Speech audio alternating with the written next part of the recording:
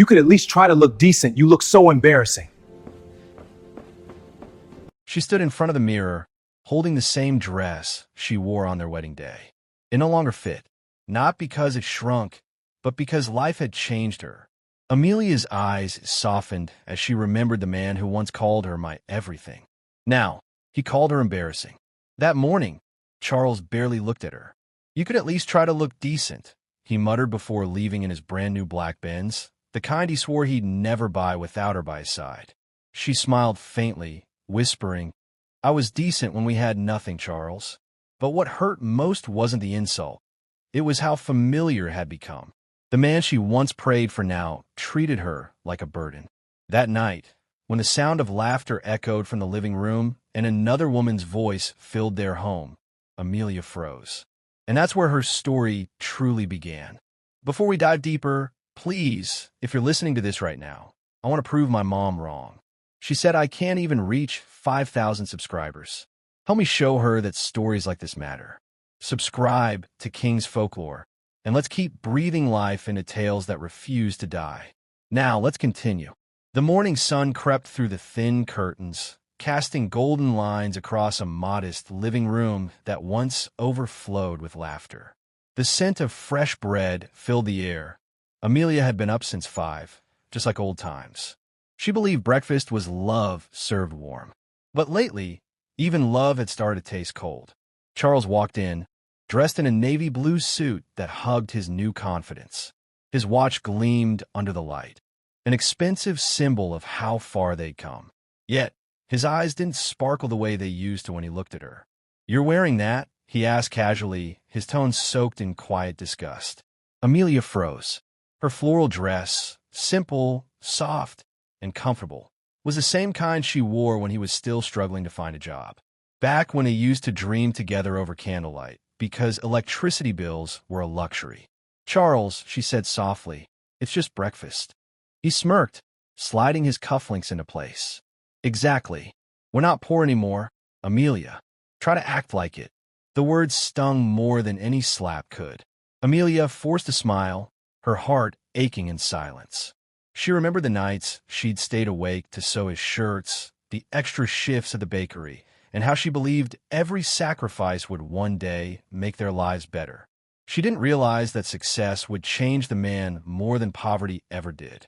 At work, Charles had become a star, sharp, charming, the man every woman wanted to be seen beside. They called him Mr. King, a name he wore like armor. But behind that title was a heart that had slowly forgotten where it started. At parties, Amelia often stood at the edge of the room, her soft curls falling over her face, her hands wrapped around a glass she barely sipped. The other wives wore glitter and gloss. They laughed in high-pitched tones, complimenting each other's designer shoes while glancing at Amelia's thrifted gown. One night, one of them whispered loud enough for her to hear, "She's sweet, but doesn't he deserve someone who fits the image?" That night, Charles didn't defend her. He just laughed along. Amelia went home early. She cried quietly in the bathroom, pressing a towel to her mouth so the children wouldn't hear.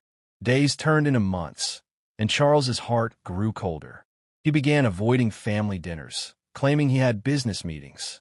In truth, he was spending time with Nora, a woman from his office with sharp features, perfect curves, and a confidence that made him feel powerful.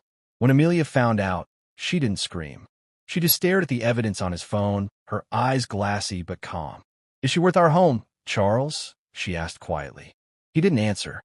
Instead, he sighed, rubbed his temples, and said, "Amelia, please don't make this dramatic. We've just grown apart. You've changed." She chuckled painfully. "Changed? I grew with you, Charles. You just stopped growing with me." The next week, Charles moved out. Temporarily, he said. But when Amelia visited his new apartment, she saw Nora's clothes hanging neatly beside his. Still, Amelia didn't curse him. She went home, hugged her kids, and prayed, "Lord, if this is the road I must walk, give me the strength to walk it without hate."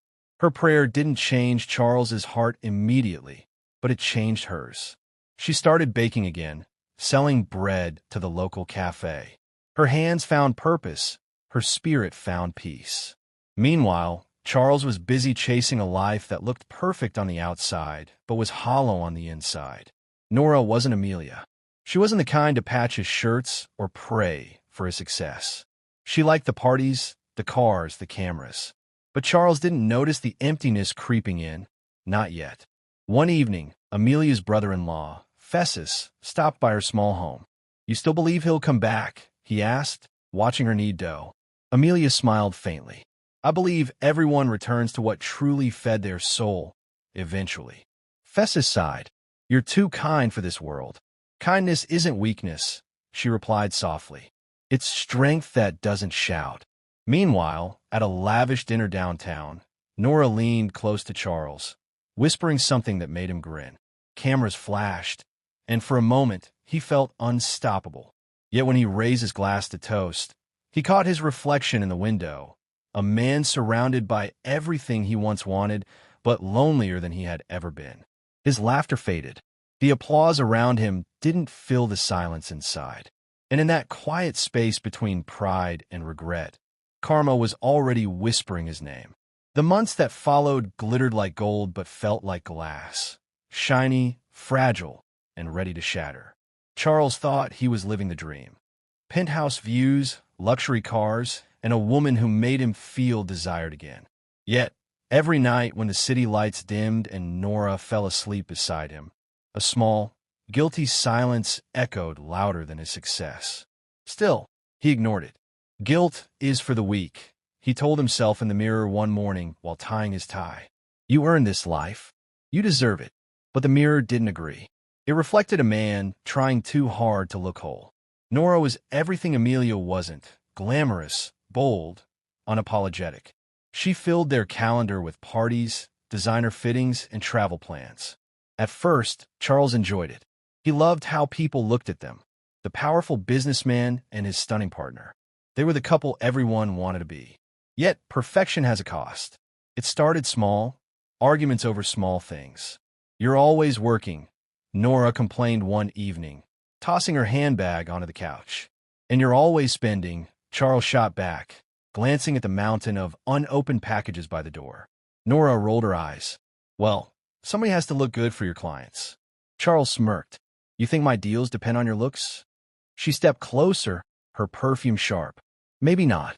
But without me, you're just another middle-aged man in a suit." That night, Charles didn't sleep. Her words cut deep, not because they were cruel, but because they were true. He had built a life where everything, even his self-worth, depended on appearances. Days turned into months. Charles's company began facing quiet trouble. A few bad investments. A deal gone wrong. A trusted partner who suddenly withdrew. Temporary setbacks, he told his board. But the numbers didn't lie. His empire was cracking. And Nora? She began to grow distant. Her smiles turned into sighs, her warmth into cold calculation. When the bank froze one of Charles's accounts pending review, she didn't even ask why. She simply checked her phone, texted someone, and walked away. The next morning, she was gone. Her closet empty. Her perfume gone. Her side of the bed untouched.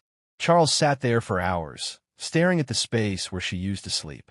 He wasn't angry, just hollow. He called her phone. "Nora, what's happening?" She answered calmly. "You're losing everything, Charles. And I don't plan to lose with you." Click. The call ended. That was the first time he cried in years. He tried to bury himself in work, but everything he touched crumbled. The company lost clients, then investors. Soon, the media caught the scent. CEO's sudden fall from grace. Luxury brand under financial investigation. His phone buzzed nonstop, but none of the names that once praised him dared to help. The same people who cheered at his success now whispered behind his back. And as if fate wasn't done, one rainy evening, Charles's car skidded off the road while he was rushing to a late-night meeting. The tires screeched. Metal crunched. Then, darkness. He woke up 3 days later in a hospital bed. Pain crawled through his legs like electricity. The doctor's voice came from a distance. "Mr. King, the impact damaged your lower spine. You'll walk again, but it'll take time, therapy, and patience." Time, therapy, patience. Words that once sounded soft, now felt like punishment. The reporters outside the hospital called it karma. The nurses called it tragedy, but Charles called it silence. Because that's all he had left. Nora didn't visit. His phone stayed cold. Even his assistant stopped answering. It was Fessus, his brother, who eventually walked into the hospital room carrying a small bag of home-cooked food. "You look terrible," Fessus said, trying to lighten the mood. Charles gave a weak laugh. "I feel worse." There was a long pause. Then Fessus said quietly, "Amelia heard about the accident."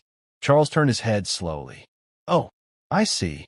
She wanted to come, but I told her not to." "Good," Charles muttered. "She doesn't need to see me like this." Fessus sighed. "You mean she doesn't deserve to?" The question stung. Days passed in slow motion. Charles spent hours staring at the ceiling, thinking about everything he had built and broken. He remembered the bakery smell that used to fill their old home, the way Amelia hummed while kneading dough, the nights she'd rub his shoulders when he came home tired. He'd once told her, "One day, I'll make sure you never have to work again." He had kept that promise, but in the worst way. Now, lying helpless, he realized he missed the woman who had loved him when he had nothing, and the man he was when she did. Weeks later, his rehabilitation began. It was torture. Every step felt like dragging mountains with his legs. The nurses encouraged him, but Charles's pride made recovery slow. One day, when his frustration boiled over, he threw his crutches against the wall and shouted, "I can't do this." A calm voice behind him said, "Then let someone help you." He froze. That voice. He turned slowly, and there she was. Amelia stood by the door, wearing a plain blue dress, her hair tied back neatly. She looked older, wiser, but her eyes, those eyes still carried the same gentle fire. "Why are you here?" he asked, his voice cracking. "Because forgiveness is cheaper than hate," she said softly. He swallowed hard. "After everything I did to you, you shouldn't be here." "I'm not here for revenge, Charles. I'm here because you're still the father of my children." Tears gathered in his eyes. "Amelia, I don't deserve." "Maybe not," she interrupted. "But grace doesn't wait for permission." From that day on, Amelia visited often. Sometimes she brought soup. Sometimes she just sat in silence, reading while he practiced walking. Her presence made the room warmer, though neither of them said the words that lingered between them. The nurses adored her. "She's such a good woman," they whispered. One afternoon, Charles managed to stand without help. The room erupted in quiet cheers, but his eyes searched for only one face, and when Amelia smiled, it was like sunlight on winter glass. After therapy, she helped him sit outside under a tree near the hospital garden. "I used to dream of us growing old together," he said quietly. "We still did," she replied gently, "just in different ways." Charles looked down. "I lost everything, Amelia." She shook her head. "No, you just learned what's worth keeping." Weeks turned into months again. Amelia continued visiting even after the doctors said he could go home. She helped him adjust, arranged the wheelchair, paid small bills he had forgotten. But she never mentioned moving back in. Charles, now humbled, didn't ask her to. He knew love couldn't be demanded. It had to be deserved again. He sold what was left of his luxury cars, donated most of his suits, started volunteering at a local youth center, teaching kids about business and humility. One afternoon, Festus stopped by. "So, Mr. King, teaching kids now?" he teased. Charles smiled faintly, trying to make sure they don't become like I was. Festus grinned. "She'd be proud of you, you know." "She already is," Charles replied, glancing at a framed photo of Amelia and their children.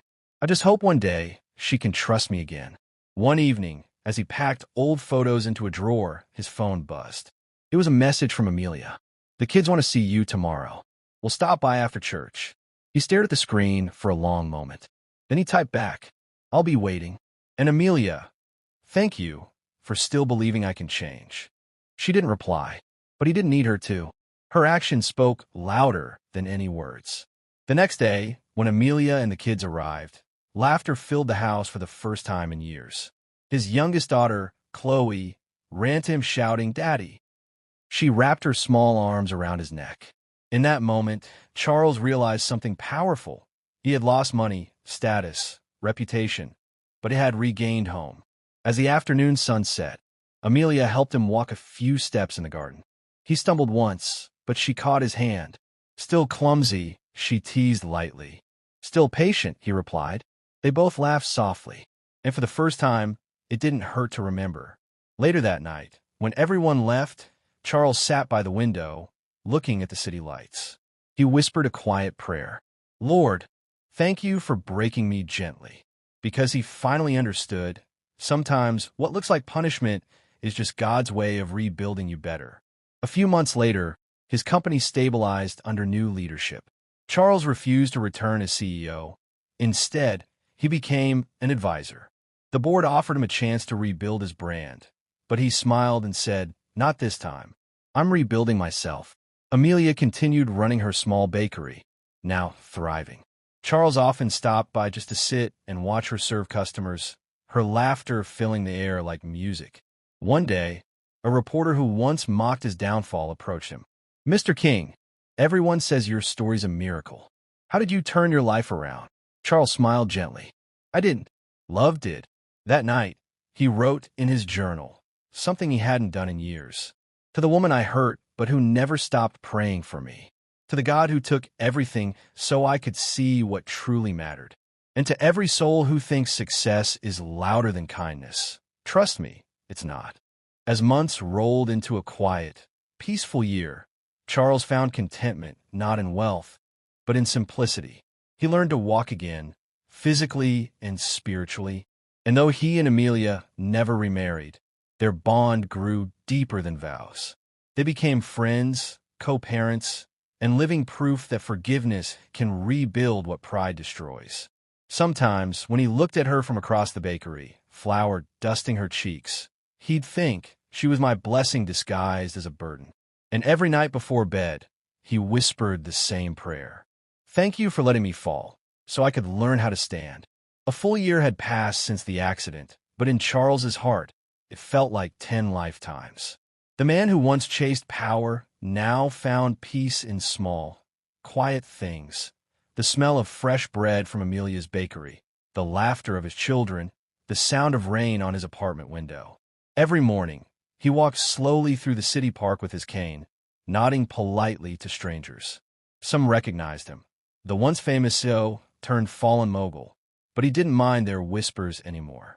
In their eyes, he saw curiosity. In his, he saw peace. It wasn't a story of wealth anymore. It was a story of grace. Still, there were nights he couldn't sleep. Nights when regret came knocking like an old friend, reminding him of words he couldn't unsay, wounds he couldn't undo. He would stare at the ceiling and whisper, "How do you thank someone you broke?" One evening, as the sky turned golden orange, Charles decided to visit Amelia's bakery unannounced. The bell above the door chimed softly as he entered. Amelia looked up from the counter, surprise flickering in her eyes before turning into a gentle smile. "Charles," she said softly, "you're early today." He smiled faintly. "I missed the smell of your bread."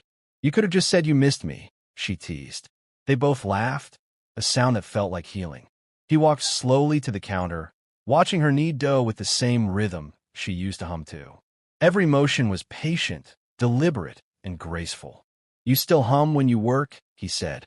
"Some habits survive heartbreak," she replied. He nodded quietly. After a long silence, he took a deep breath. "Amelia, can I ask you something?" "Of course." "When did you stop hating me?" She paused. Her hands stilled, and she looked him in the eyes. "I never hated you, Charles. I pitied you for mistaking love's silence as weakness." Her words landed softly but deeply. He felt tears burn at the corners of his eyes. "I thought success would fill the emptiness," he admitted. She smiled faintly. "But you learned, it only makes the emptiness louder." Over the next few weeks, Charles spent more time at the bakery. He helped deliver orders, fix small things, and even learn how to bake. The workers loved him, teasing him whenever he burned a tray. "Mr. King, are you sure you're not better with money than dough?" "Trust me," he'd say, grinning. "Money's harder to handle." Customers began noticing how much calmer Amelia looked, how her laughter came easier. Word spread that the ex-husband was back, not as a boss, but as a friend. Some whispered that love was rekindling. Others said it was too late, but neither of them cared. They were no longer trying to prove love. They were living forgiveness. One Sunday, after church, Amelia invited Charles to dinner with the children. It was the first time they'd all sat together since the separation. The table was simple: stew, rice, and laughter. Chloe, their youngest, asked innocently, "Mom, are you and Daddy getting married again?" The room fell silent. Amelia smiled gently. "Sweetheart, some people don't need a wedding to stay connected. We'll always be family." Charles reached across the table and squeezed Amelia's hand. No words were needed.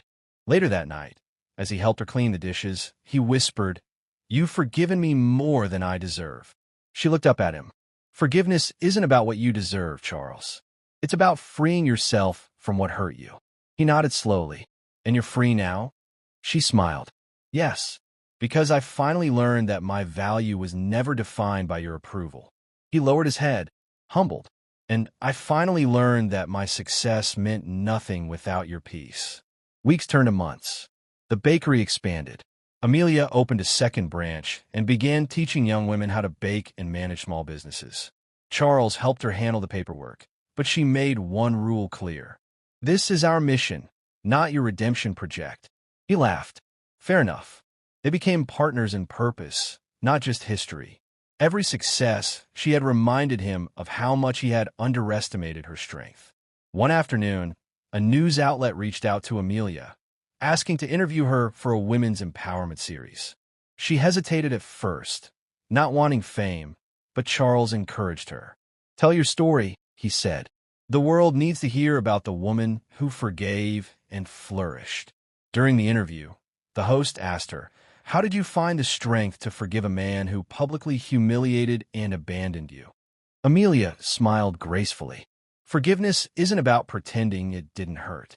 It's choosing to heal even when the person who broke you doesn't ask for it." The host leaned forward. "Do you still love him?" Amelia looked into the camera, her eyes soft but firm. "I love the man he's becoming, the man God is shaping out of his pain. But love doesn't always mean going back. Sometimes it means cheering from afar." That clip went viral overnight. Millions watched, thousands commented, and people all over the world wrote messages like, "This woman just taught me what real strength looks like." Forgiveness like this could heal generations. When Charles saw the video, he cried. Not from shame, but from gratitude. For the first time, he understood that Amelia's forgiveness wasn't about him. It was about her growth, her faith, her freedom. He visited her the next morning, holding a small bouquet of white lilies. "Congratulations," he said softly. She blushed. "You saw it. I saw you." He hesitated, then handed her an envelope.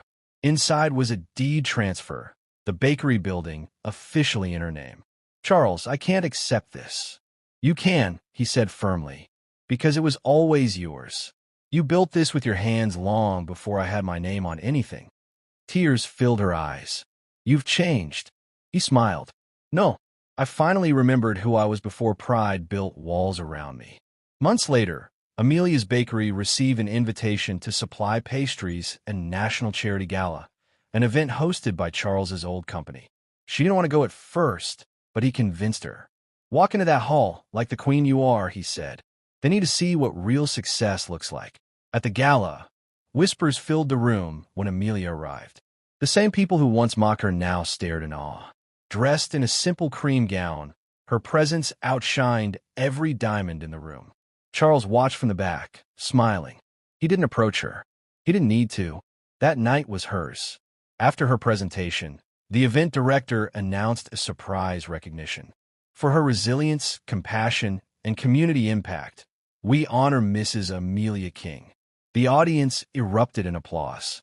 Amelia turned, her eyes meeting Charles's across the room. He nodded once, proud and tearful. In that moment, the circle was complete.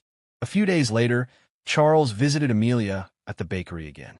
Business was booming, and her employees were cheerful. He waited quietly until she finished serving customers. When the shop finally emptied, she sat beside him at a corner table. "I saw you that night," she said, "hiding in the back." He chuckled. "I wasn't hiding. I was admiring. Still afraid of the spotlight?" "No," he said softly. "Just learning when to let others shine." There was a long silence before he spoke again. Amelia, I don't expect anything anymore. Not marriage. Not romance. I just want you to know you saved me. She looked away, her eyes glistening. No, Charles. God saved you. I just didn't stand in his way this time. He nodded, smiling through tears. Over time, their bond deepened. Not as lovers reborn, but as two souls who found peace in the ashes of pain. They began hosting small marriage and forgiveness workshops at the local community center. Couples came, drawn by the story that had once made headlines. Charles often opened each session with his favorite line. Sometimes God breaks you, not to destroy you, but to make space for something better to grow. Amelia would add, and sometimes that something better isn't a new love, it's a new heart. Years later, on a quiet morning, Charles sat at the bakery's outdoor table, sipping tea as the sun rose. Amelia joined him with a tray of warm pastries. Remember when I couldn't bake to save my life? He joked. She laughed. You've come a long way. So have we, he said softly. She looked at him for a moment, then said, Do you ever regret it? He shook his head. No, because without the fall, I would have never learned how to rise. They sat in silence for a while, watching customers pass by. Young couples, old friends, strangers. Each carried their own stories, their own pain, their own healing. Amelia leaned back, sighing peacefully. It's strange, isn't it? How the worst thing that happened to us became the best teacher. Charles nodded. Karma didn't destroy me. It educated me. They both laughed quietly. That afternoon, the bakery hosted its anniversary celebration. Dozens of people showed up, including old friends and clients. A small banner hung on the wall. Love built this. Charles gave a short speech. His voice was steady, his tone humble. Once, I thought success was measured by applause. Now, I know it's measured by peace. I want to thank the woman who taught me that humility isn't losing, it's learning. He turned to Amelia. Thank you for never letting my mistakes define your kindness. The audience applauded softly. Amelia smiled, wiping a tear. As the evening ended and the lights dimmed, Charles walked outside, leaning slightly on his cane. The stars shimmered above the quiet street. Amelia joined him, handing him a small piece of bread. Still baking for me? He teased. Always, she said. Bread and forgiveness, both better when shared. He laughed, breaking the bread in half and giving her a piece. To new beginnings. She nodded. And to old lessons. They ate quietly under the starlight, the world finally still. The camera would fade out there if this were a movie, but in real life, the story didn't end. It simply softened into peace. Because sometimes, the greatest love stories aren't about falling in love again. They're about learning how to love right this time, without pride, without ego, without conditions. Charles didn't win back his wife. He won back his soul. And Amelia didn't reclaim her marriage. She reclaimed her power. Together, they proved that forgiveness doesn't erase pain, it transforms it. And in that transformation lies freedom. Moral of the story. In the end, Charles learned that love isn't about perfection. It's about presence. Amelia proved that forgiveness doesn't mean forgetting. It means choosing peace over pain. They both realized that what wealth can buy fades fast, but what patience builds lasts forever. So if life ever humbles you, remember this. Sometimes losing everything is the only way to see what truly matters. Speech balloon, if this story touched you. Hit that subscribe button for more emotional tales from King's Folklore. And even if it didn't, come on, subscribe anyway. We'll win you over next time. Drop a comment, like the video, and let's keep the stories alive. Thanks for watching. I will see you again.